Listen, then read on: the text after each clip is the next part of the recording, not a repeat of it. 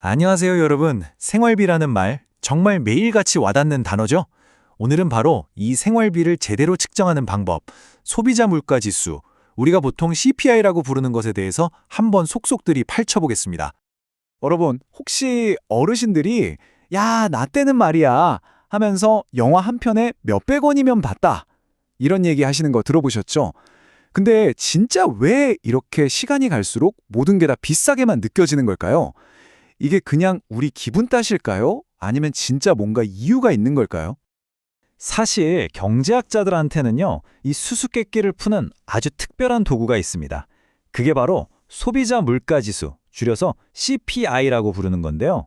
이게 마치 탐정처럼 시간의 흐름에 따라서 돈의 가치가 어떻게 변하는지를 샅샅이 추적해주는 역할을 하는 거죠. 자, 그럼 CPI가 정확히 뭔지 한번 볼까요? 공식적인 정의는 이렇습니다. 일반적인 소비자가 구매하는 상품 및 서비스의 전반적인 비용을 측정한 값. 말이 좀 어렵죠. 쉽게 말해서 시간이 흐르면서 우리 생활비가 어떻게 달라지는지를 보여주는 지표다. 이렇게 생각하시면 돼요. 그러니까 우리 지갑 사정을 알려주는 바로미터 같은 거죠. 아니, 근데 이 중요한 숫자는 대체 어떻게 만들어내는 걸까요? 뭐 마법처럼 짠 하고 나타나는 건 아닐 거 아니에요, 그쵸? 아주 체계적인 과정을 거쳐서 계산이 되는데요. 지금부터 CPI가 어떻게 만들어지는지 그 비밀을 한번 파헤쳐 보겠습니다. CPI 계산은 크게 5단계로 이루어집니다. 한번 따라와 보세요. 첫 번째 단계는 바구니를 정하는 거예요. 이게 뭐냐면 통계청 같은 기관에서 사람들이 보통 뭘 많이 사는지 조사를 쫙 해요. 그래서 대표적인 상품들로 가상의 장바구니를 하나 만드는 거죠. 그리고 두 번째, 이 바구니에 담긴 물건들 가격을 일일이 다 조사합니다. 세 번째는요, 이 장바구니를 꽉 채우려면 돈이 총 얼마나 드는지 그 비용을 계산하는 거고요. 네 번째 단계에서는 과거의 특정 시점, 이걸 우리가 기준 연도라고 부르는데 이때랑 비교해서 지금 비용이 얼마나 변했는지를 지수로 만드는 겁니다. 자, 그리고 마지막 5번째, 이 지수가 얼마나 변했는지를 보고 우리가 맨날 뉴스에서 듣는 인플레이션율을 계산해 내는 거죠. 말이 좀 복잡했나요? 괜찮습니다. 아주 쉬운 예시를 보면 바로 이해가 되실 거예요. 자, 우리 장바구니에 딱 2가지만 들어있다고 쳐보죠. 피자 10판이랑 셔츠 5벌. 표를 보시면요, 시간이 지나면서 피자 값도 오르고 셔츠 값도 오르죠. 그러니까 당연히 이 장바구니를 채우는 데 드는 총 비용도 쭉쭉 올라갑니다. 2021년에는 210달러였는데 2023년에는 270달러까지 올랐네요. 자, 그럼 이 숫자들이 어떻게 CPI라는 지수로 변신하는지 한번 볼까요? 2021년을 기준, 즉 100으로 딱 잡아보는 거예요. 그러면 2022년의 CPI는 114.3이 됩니다. 이 숫자가 어떻게 나왔냐고요? 계산은 아주 간단해요. 기준연도 비용인 210달러를 분모해 놓고 2022년 비용 240달러를 분자에 넣은 다음에 100을 곱하면 끝! 자, 여기서 진짜 중요한 건 뭐냐면요, 우리가 이 지수만 딱 봐도 2021년에서 2022년 사이의 인플레이션율이 14.3%였다는 걸 바로 알 수 있다는 겁니다. 왜냐? 지수가 100에서 114.3으로 올랐으니까요. 쉽죠? 자, 지금까지 보니까 CPI가 정말 유용한 도구인 건 확실하죠? 그런데 말이죠, 이 CPI가 완벽한 건 아닙니다. 경제학자들도 인정하는 몇 가지 허점이 있어요. 지금부터는 CPI가 왜 우리 현실을 100%다 보여주지는 못하는지 그 한계점들을 한번 짚어보겠습니다. 첫 번째 문제점은 바로 대체 효과를 놓친다는 거예요. 이게 무슨 말이냐면 CPI는 몇 년 동안 똑같은 상품으로 채워진 고정된 장바구니를 쓰거든요. 근데 우리 현실은 어떤가요? 예를 들어 돼지고기 값이 막 오르면 너무 비싸다 하면서 닭고기를 더 사 먹잖아요.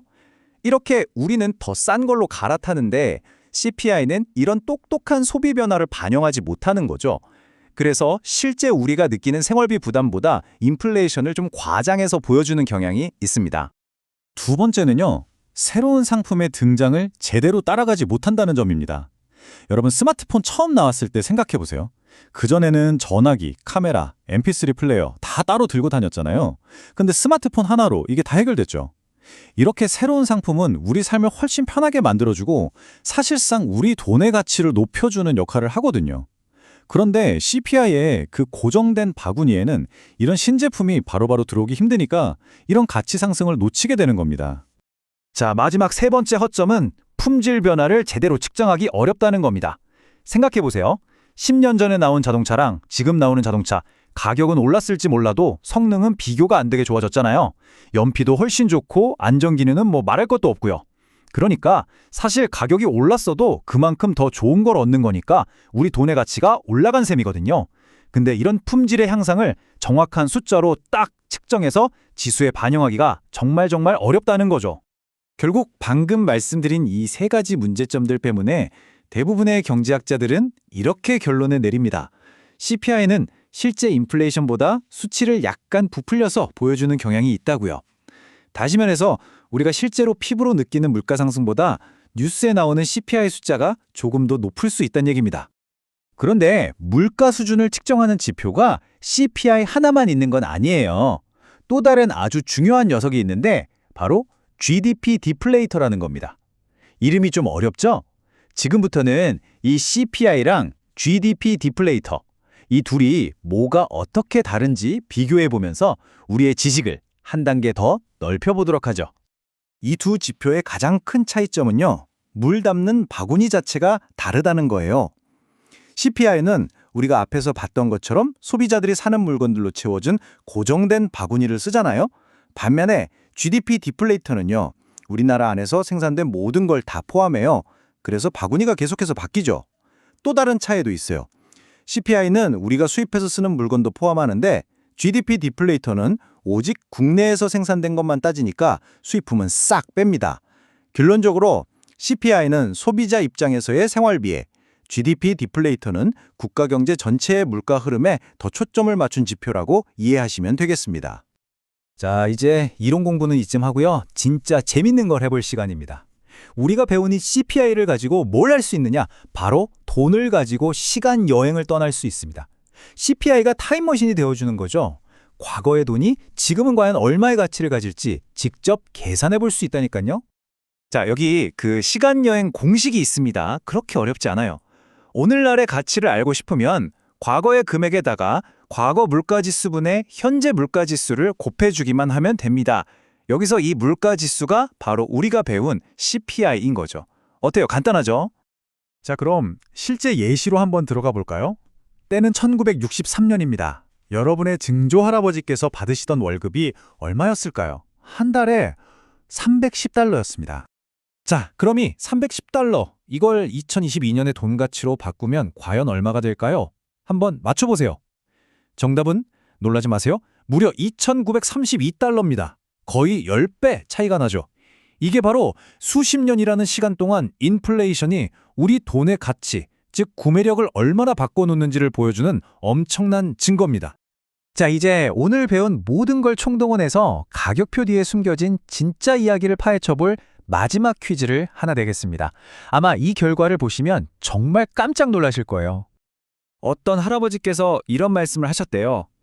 내가 담배를 왜 끊었냐면 너무 비싸져서 끊었지. 내가 젊었을 때 1965년에는 담배 한 갑에 45센트밖에 안 했는데 1995년에 마지막으로 살 때 보니까 2달러나 하더라고. 그래서 끊었어. 들어보면 진짜 그럴듯하죠. 45센트 하던 게 2달러가 됐으면 4배 넘게 올랐으니까 비싸져서 끊었다는 말이 너무 당연해 보이잖아요. 근데 정말 그럴까요? 인플레이션이라는 시간의 마법을 고려해도 과연 할아버지 말씀이 맞을까요? 자, 우리가 배운 CPI라는 도구로 한번 팩트체크 들어가 보겠습니다. 계산은 간단합니다. 1965년의 담배 가격 45센트를 1995년의 돈 가치로 한번 바꿔보는 거예요. 아까 그 시간여행 공식 기억나시죠? 1965년 CPI랑 1995년 CPI를 넣고 딱 계산을 해보면 결과는 짜잔! 2달러 18센트가 나옵니다. 자, 이게 바로 오늘 이야기의 반전입니다.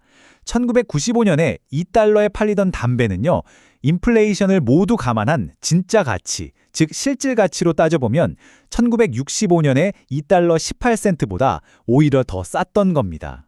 물론 건강을 위해서 담배를 끊으신 건 100번 잘하신 일이죠. 하지만 비싸져서 끊었다는 할아버지의 그 이유는 사실은 인플레이션이 만들어낸 착각이었던 셈입니다.